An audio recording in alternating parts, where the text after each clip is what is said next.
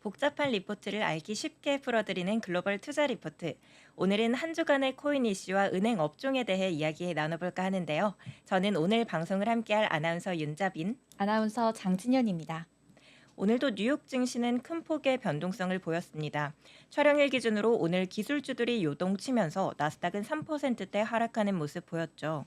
네, 이제는 정말 2%까지는 보합권이다 뭐 이런 음. 말까지 좀 나오더라고요. 오늘 안전자산인 금도 3% 상승을 보였죠. 이 큰 폭의 변동성을 보였는데 오히려 코인 시장이 좀 잠잠한 것 같아요. 네, 그 신호가 폭풍 전야일 것 같은데요. 최근 기사에 따르면 대장 코인인 비트코인의 왕좌가 위협받고 있다고 합니다. 그래서 제가 이 비트코인 소식 한번 들고 와봤습니다. 비트코인에 대한 수요가 둔화돼 하락장에 진입했다는 전문가 분석이 나왔습니다.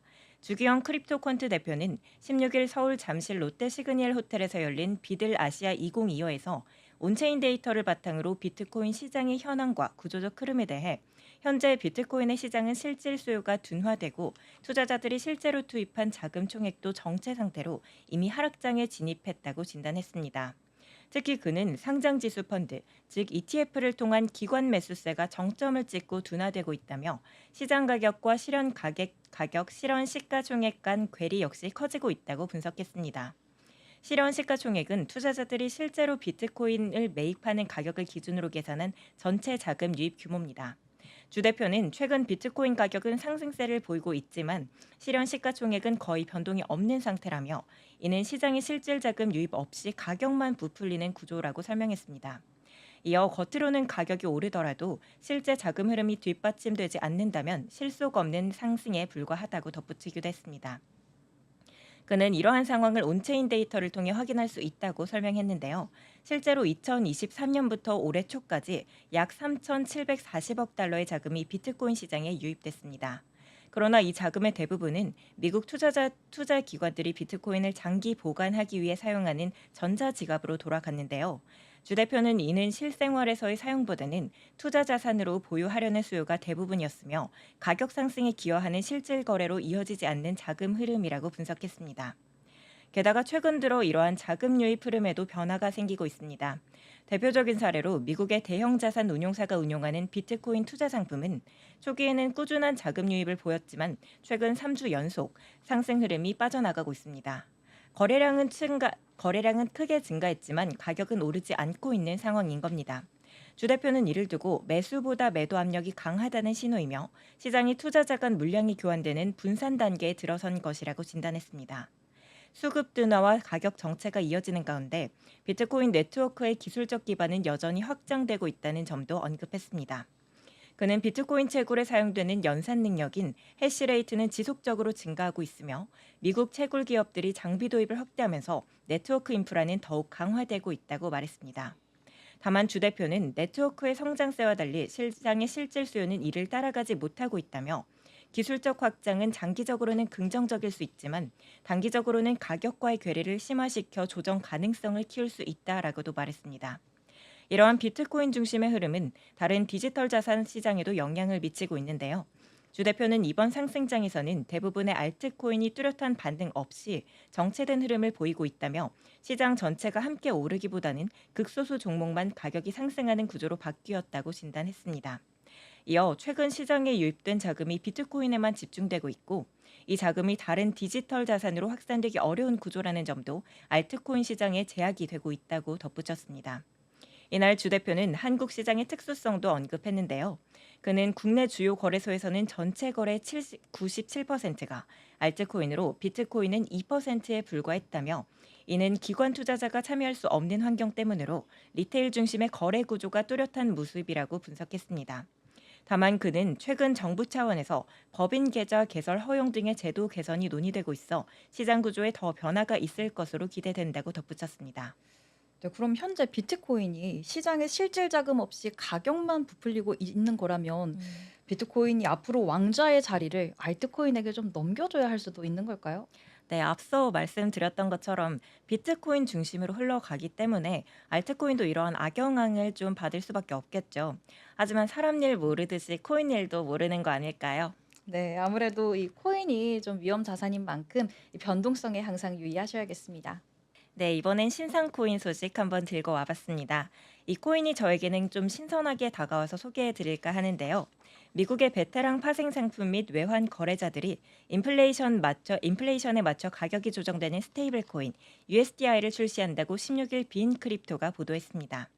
이 보도에 따르면 이 스테이블 코인의 특징은 소비자 물가 지수, CPI 데이터와 물가 연동 구체, 즉 팁스의 성과를 기반으로 정기적으로 가치를 조정한다는 겁니다. USDI의 창립자 마이클 애슈턴은 인플레이션 위험을 최소화하며 구 매력을 유지할 수 있는 자산을 목표로 하고 있습니다. 하지만 치열한 스테이블 코인 시장에서 USDI가 자리 잡기 위해서는 출시 초기부터 강력한 지지를 확보해야 할 것으로 보입니다. 미국의 친규제 정책이 스테이블 코인 거래량의 증가를 촉진하면서 혁신적 움직임이 늘어나고 있습니다. 새롭게 출시되는 USDI는 인플레이션에 대응하기 위해 설계된 스테이블 코인입니다. 애슈턴은 현재 완전한 무위험 자산, 즉 인플레이션에 연동된 현금은 전제하지 않는다.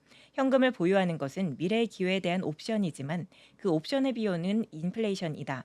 인플레이션 연동 현금을 만든다면 이는 위험의 끝선에 설 수 있을 것이라고 말했습니다. 투자자들은 오랫동안 암호화폐를 통해 인플레이션을 해지해왔으나 USDI는 이를 해결하려는 새로운 시도를 제시합니다. 애슈턴은 외환 베테랑과 기술 전문가들로 구성된 두 공동 창업자와 함께 USDI 파트너스 LLC를 설립했습니다. USDI는 달러와 연동되지만 달러와 고정되지는 않습니다. 대신 달러를 기반으로 느슨하게 가치가 연동되며 미국 인플레이션에 따라 변동합니다. USDI의 가치는 CPI와 연동되는데요. 애슈턴에 따르면 이는 특정일 기준인 이후 누적된 인플레이션을 정기적으로 계산해 반영하는 방식인데요. 기준일은 2024년 12월로 현재 USDI의 가격은 10만 863달러입니다. 이 새로운 스테이블 코인은 인플레이션 보호 목적의 정부 채권인 물가 연동 국채에서 영감을 얻었습니다. CPI는 월 1회 발표되지만 애슈턴은 팁스 투자자들이 사용하는 더 빈번한 데이터를 활용해 USDI의 가치를 조정할 예정입니다. 안정적인 운영을 위해 애슈턴은 스테이블 코인 준비금 역할을 하는 펀드를 관리합니다. USDI와 파트너는 이를 인플레이션 수준에 따라 토큰을 발행하거나 소각하며 여기에 소액의 거래 수수료가 부과됩니다. 초기 출시에는 인증된 투자자만 참여할 수 있었지만 USDI 파트너의 공식 출시는 아직 발표되지 않았습니다. USDI는 암호화폐 경제에서 독특한 시도로 평가되지만 치열한 경쟁의 특징인 스테이블 코인 시장에서 자신만의 입지를 확보해야 합니다. 애슈턴과 공동 창업자들이 초기 지원을 확보해 이 프로젝트를 성공적으로 추진할 수 있다면 이는 암호화폐의 다양한 실용적 응용 가능성을 입증하는 사례가 될 수 있을 것 같습니다. 네, 역시 아무리 어려운 장 속에서도 투자처는 반드시 존재한다고 하는데 요즘같이 참 변동성 심한 장 속에서 인플레이션과 연동된 코인이라는 게 전 참 새롭고 좀 신선한 것 같아요. 네, 인플레이션 극복을 목표로 한 코인. 굉장히 어울리지 않는 단어들인데 그래도 묘하게 설득력이 있죠. 다음으로 리플 소식도 한번 전해드리겠습니다. XRP가 잠재적 알트코인 상장 지수 펀드 ETF 가운데 가장 유력한 후보로 주목받고 있습니다. 16일 크립토뉴스가 인용 보도한 시장 데이터 제공업체 카이코의 최근 보고서에 따르면 XRP는 총 10건의 ETF 신청서로 다른 토큰들을 압도하며 1위를 차지했습니다. 솔라나는 5건으로 두 번째를 차지했습니다. 카이코는 XRP와 솔라나 모두 ETF 승인 가능성이 높은 자산으로 평가했는데요. 두 자산 모두 유동성이 높은 현물 시장을 보유하고 있어 이를 미국 증권거래위원회가 신청서를 검토할 때 중요한 고려 요소로 삼을 것으로 보입니다. XRP와 솔라나는 가격 근처 매도 매수 체결 가능성을 뜻하는 1% 시장 깊이에서 가장 높은 수치를 기록하고 있습니다. ETF 신청 대상으로 가장 인기 있는 두 자산으로 꼽히는 XRP와 솔라나는 동시에 유동성이 뛰어난 자산으로 평가됩니다. 유동성이 높은 현물 시장은 효율적인 구조화 상품을 만들어내는 데 필수 요소로 SEC의 과거 리더십도 이에 민감하게 반응한 바 있습니다. 특히 XRP는 2024년 말경 시장 깊이가 대폭 개선되며 솔라나를 시가총액 기준으로 넘어섰습니다. 하지만 XRP와 솔라나 모두 현재까지는 활성화된 선물 시장이 없으며 이는 SEC가 비트코인 ETF 상품 승인을 결정하는 데 핵심적인 요소였다고 볼 수 있겠습니다. XRP와 관련해 또 다른 변수는 거래량의 지리적 집중입니다. 현재 XRP 거래량은 미국 외 지역에 주로 집중되어 있는 상황이지만 2021년 미국 내 거래소에서 XRP가 상장 폐지된 이후 미국 내 거래량 점유율이 큰 폭으로 증가한 것으로 나타났습니다. 반면 솔라나의 경우 미국 내 거래량 점유율이 지속적으로 감소해 20에서 30% 범위에서 최근 16%로 하락했습니다. 이런 국내 거래량의 증가세는 XRP가 ETF 승인 가능성에서 솔라나를 앞서는 요소로 작용할 전망입니다. 현재 ETF 시장에서 주목받고 있는 XRP와 솔라나는 솔라나의 승인 여부는 시장 참여자들에게 중요한 이슈로 남을 것으로 보입니다. 네, 이렇게 XRP 소식까지 전해드렸는데요. 이제 미국의 은행주에 대해서 한번 살펴볼까요? 네, 저는 오늘 이 미국의 은행주에 대한 이야기를 한번 해보려고 하는데요. 최근 대형 은행들의 실적 발표가 있었죠. 이와 관련된 리포트를 제가 한번 살펴봤는데 그중에서도 요즘같이 어려운 시장 속에서 탄탄한 실적을 낸 기업들이 있어 한번 소개를 해드리려고 합니다. 먼저 살펴볼 기업, 미국의 대표적인 전통은행 뱅크 오브 아메리카입니다. 고금리 시대에 예대 마진으로 수익을 내는 전통은행답게 이번 실적에서도 안정적인 성장세를 보여줬는데요. 최근 금융시장의 불안감 속에서도 은행주의 기둥처럼 제 역할을 해낸 듯한 모습입니다. 먼저 이 뱅크 오브 아메리카의 주당 순이익은 시장 예상치를 크게 웃돌았습니다. 분기 EPS가 약 0.82달러를 기록해 예상보다 8% 높았는데요. 쉽게 말해 한 주당 벌어들인 이익이 예상을 뛰어넘었다는 말입니다. 순이자 마진 NIM도 1.9% 수준으로 안정적이었습니다. 은행의 핵심 수익원인 순이자 이익도 139억 달러에 달해 전분기 대비 늘어났는데 예대금리가 낮아지면 마진이 좋아졌다고 분석해 볼 수가 있겠습니다. 또한 ROE, 즉 자기자본 이익률은 10% 안팎으로 양호했습니다. 이는 은행이 자본의 이 주주의 자본 1달러로 10센트가량의 이익을 낸다는 의미인데요. 규모가 큰 은행치고는 준수한 수익성입니다. 아울러 배당도 꾸준히 지급돼 현재 주가 기준 연 2%의 배당 수익률을 제공하고 있습니다. 은행의 안정적인 수익을 바탕으로 주주들에게도 이 합당한 보상을 하고 있는 거죠. 안정적인 배당 수익률을 받을 수 있다는 게 참 우리 입장에서 부럽지 않나요? 네, 맞아요. 금융주는 또 이런 배당 수익이 좀 쏠쏠한 것 같더라고요. 네, 참 이런 배당금 이야기 들을 때마다 저도 좀 안정적인 음. 은행주 뭐 이런 데 좀 투자를 해야 하는가 아닌가 항상 고민을 좀 합니다. 자, 이런 뱅크 오브 아메리카가 전반적으로 좀 높은 금리를 환경을 호재로 활용하며 정통 은행으로서의 저력을 과시를 했습니다. 자, 금융 위기설이 돌던 시기에 투자자들의 마음에 안도감을 줬다라고 평가해도 과언이 아닌데요. 자, 그렇다면 다음으로 이 월가의 또 대표적인 금융기업이죠. 골드만삭스의 성적표도 한번 확인을 해볼까요? 뱅크 오브 아메리카와 달리 골드만삭스는 일반적인 예금 대출보다는 이 투자은행 업무와 트레이딩으로 돈을 버는 회사죠. 결과적으로 시장 환경에 따라 실적 희비가 크게 엇갈리는 모델인데 1분기 성적이 꽤나 좋았습니다. 한국 시간으로 4월 14일에 실적을 발표했는데 이 발표 후 주가가 1.9% 오를 만큼 시장의 반응도 상당히 우호적이었습니다. 핵심 지표들을 보면 순 영업수익이 컨센서스보다 2.0%, 순이익은 13.6% 증가했고 EPS는 무려 42.7%나 예상치를 웃돌았을 정도로 어닝 서프라이즈를 기록했습니다. 사업 부문별 실적을 나누어서 보면 더욱더 흥미로운데요. 골드만삭스는 크게 세 가지 사업 부서로 나누어져 있습니다. 우선 골드만삭스의 핵심 사업 부서로 이 전체 매출의 약 81%를 차지하는 GBM 부문, 즉 전통적인 투자은행 업무와 트레이딩 부문이죠. 이 부문은 튼튼한 실적을 올린 것으로 나타났습니다. 이 부문 매출이 전년 대비 30% 이상 증가했을 정도로 선전한 것으로 나타났는데 이 금리 인상기에도 기업들의 IPO나 채권 발행 등의 움직임이 되살아나면서 수수료 수익이 늘어난 덕분입니다. 실제로 지난해 말에는 주식 발행 시장이 활기를 찾아 이 골드만의 수익 인수 발행 ECM 부문 매출이 전분기 대비 30% 늘고 전년 대비로는 거의 2배에 달했다고 합니다. 반면에 이 트레이딩 수익 자체는 연말 시장이 주춤한 영향으로 약간 줄어들기는 했습니다. 거래 대금은 늘었지만 이 시장 변동성 탓에 일부 트레이딩 수입은 주춤했다. 이렇게 정리를 해볼 수가 있을 것 같습니다. 자, 다음으로 24%의 비중을 차지하는 자산과 이 재산 관리 부문인데요. 1분기 매출이 36.8억 달러로 작년보다 3% 감소하며 다소 부진했습니다. 이유는 골드만이 자기 자본으로 운용하는 주식 채권 투자에서 손실을 봤기 때문입니다. 주식 투자 부문에서 순손실을 기록했고 채권 투자 부문에서도 포트폴리오 축소 등으로 실적이 크게 줄었다고 합니다.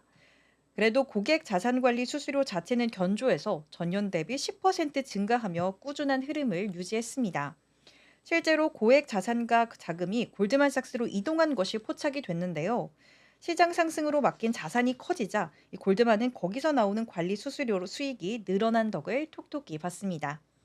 마지막으로 플랫폼 솔루션 비중 5% 남짓인 작은 부문입니다.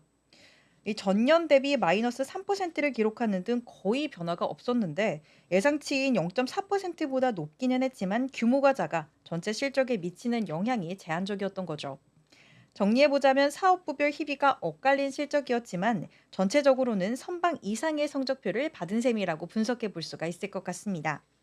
네, 요즘같이 변동성이 좀 큰 시장에서도 수익을 냈다는 것 자체가 역시 대형 은행이다 이런 생각이 드는데요. 네, 실적은 냈지만 하지만 그렇다고 해도 이 마냥 낙관적일 수만은 없습니다. 골드만삭스 경영진도 매크로 불확실성을 중요한 리스크로 언급을 했는데 실제로 골드만삭스는 내부적으로 미국 경기 침체 확률을 45%까지 상향 조정했다는 소식이 또 전해졌습니다. 네, 제가 듣기로는 불과 얼마 전까지 경기 침체 확률이 20에서 30%대라고 언급한 걸 본 기억이 있는데 그 사이에 너무 큰 변화가 생긴 것 같네요. 역시 트럼프 대통령의 무역 전쟁 때문인지 골드만을 비롯한 여러 투자은행들이 앞다투어 침체 확률 전망치를 상향 조정하고 있는 것 같습니다. 네, 이후에는 그 발언을 좀 철회하는 모습도 보이기는 했지만요. 그 변동성은 여전한 것 같습니다.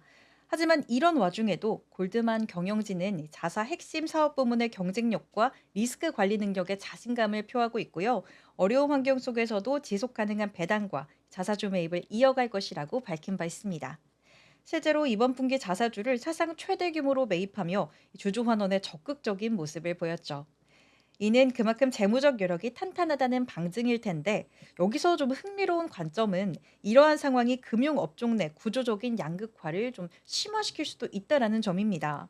시장의 출렁이자 고객들이 골드만 같은 대형사를 더 찾는 현상이 나타난 건데 금융가에서도 잘 나가는 곳은 더 잘 나가고 힘든 곳은 더 힘들어진다는 말입니다. 양극화가 벌어질 수 있다라고도 좀 해석을 해볼 수가 있겠습니다. 음. 그러고 보니 일부 중소형 IB들은 실적이 좀 부진하지 않았나 싶습니다. 네, 미국뿐만이 아니라 우리나라 IB 은행 증권가들도 양극화 현상이 심화되고 있다라는 기사를 저도 얼마 전에 좀 접했는데요. 음. 중소형주는 좀 서러울 수도 있겠지만 이 시장의 변동성이 확대되는 이 시점일수록 투자자들은 좀 더 탄탄한 대형 기업들을 좀 선호하는 것 같습니다. 그렇다면 과연 골드만삭스가 올해 남은 분기도 이 돈 되는 변동성을 잘 활용하면서 리스크를 피해갈 수 있을지 좀 잘 지켜봐야겠죠. 네, 진현 아나운서가 마지막으로 가져온 회사는 제가 미리 보니까 얼마 전 뉴스를 통해 소식을 접한 곳인데요. 모건 스탠리 맞나요? 네, 맞습니다. 아마 굉장히 좋은 소식을 좀 접하셨을 것 같은데요. 네. 모건 스탠리 사상 최고 분기 실적을 기록했다는 뉴스가 또 나왔습니다. 말씀해 주신 것처럼 제가 마지막으로 또 소개해 드릴 기업은 바로 모건 스탠리인데요. 모건 스탠리는 투자은행이면서도 자산 관리 비중이 큰 굉장히 독특한 포트폴리오를 가진 회사죠.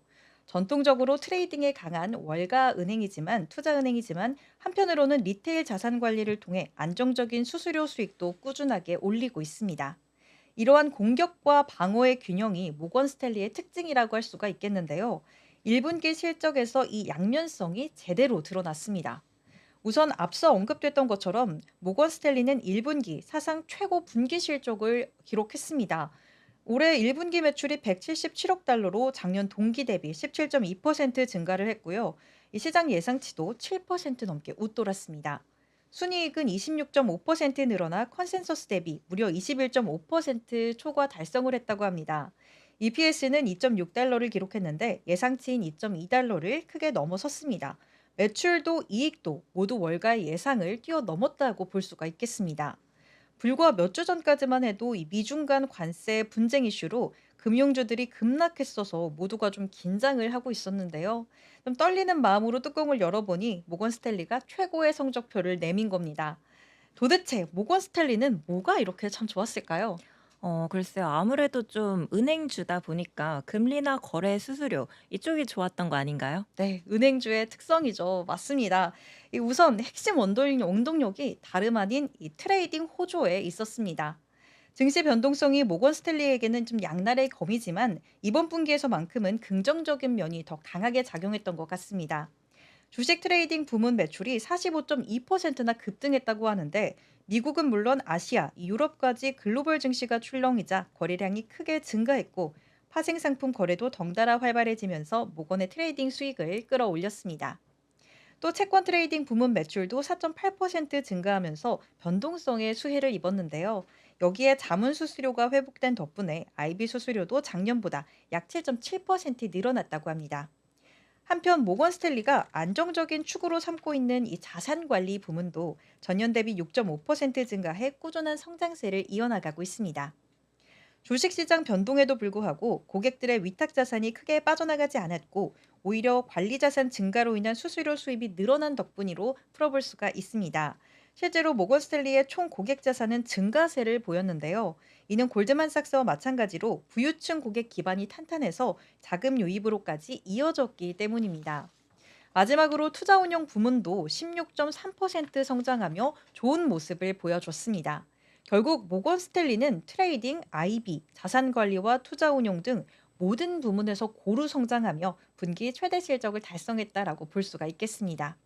이러한 모건 스탠리 주가는 지난 1년간 무려 25%나 성장을 하며 같은 기간 S&P 500 상승률인 5%를 크게 앞질렀습니다. 이는 월가 투자은행 중 최고 수준의 성과인데요. 하지만 주식시장이 워낙 좀 앞을 내다보기 힘들죠. 그만큼 특히나 4월 들어서 앞서 언급된 관세 이슈로 시장이 급락하면서 모건 스탠리 역시 주가가 좀 단기 조정을 받는 모습을 보이는 듯 했습니다.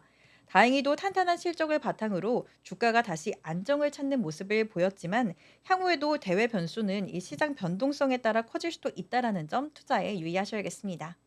네, 지난주엔 코인의 이론에 대해서 좀 다뤄봤다면 이번에는 코인의 이슈에 대해 다뤄봤는데요. 진현님은 혹시 코인 투자 해본 적 있으신가요? 저도 이 코인을 굉장히 좀 좋아하는 사람으로서 코인 음. 투자 이력이 좀 있어요. 근데 어. 제가 등락을 좀 거듭하면서 결국은 본전에 좀 어. 무사히 탈출을 해서 지금은 좀 휴식기를 취하고 있는 상황인데 이렇게 요즘 음. 계속해서 좀 알트코인 관련해서도 뉴스가 네. 나오고 있잖아요. 네네네. 저는 알트코인 투자를 했었는데 혹시 자빈 아나운서도 코인 어. 투자 이력이 좀 있으신가요? 저는 이번에 코인 투자를 시작해서 코린이라고 하죠. 코린인데 아직. 그래서 이 코인이 굉장히 이것만 보게 돼서 아까 진현 님이 말씀하셨던 은행주 되게 관심이 가더라고요. 네, 맞습니다. 아무래도 코인은 좀 위험 자산에 분류가 되잖아요. 오늘 제가 소개해드린 이 은행주 같은 경우에 굉장히 좀 안정적으로 배당금까지 좀 챙겨가실 수도 있는, 좀 자빈 아나운서도 그렇고 저도 사실 그렇지만 이렇게 좀 투자가 좀 무섭다, 이런 변동성이 큰 시장에 발을 들이기가 좀 꺼려진다 하시는 분들이 오늘 제가 소개해드린 이 미국의 은행주 한번 눈여겨보시면 좋을 것 같습니다. 네, 그럼 오늘 소식들이 도움이 되셨길 바라며 저희는 다음 주에 더 다양한 소식들로 찾아오겠습니다. 시청해주신 여러분 고맙습니다.